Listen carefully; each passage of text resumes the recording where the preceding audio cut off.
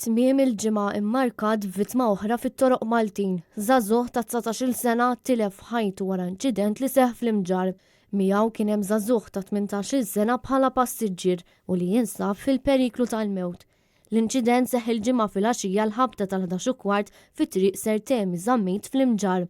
Fi stqarrija l-Pulizija qalet li żagħżugħ Mosti kien qed isuq il-vettura tiegħu tat-tip Toyota Corolla fid-direzzjoni lejn il-Mosta, meta sfortunatament ħabat ma' van tat-tip Mitsubishi li kien missjuq minn raġel ta' 35 sena, residenti l-Imġarr.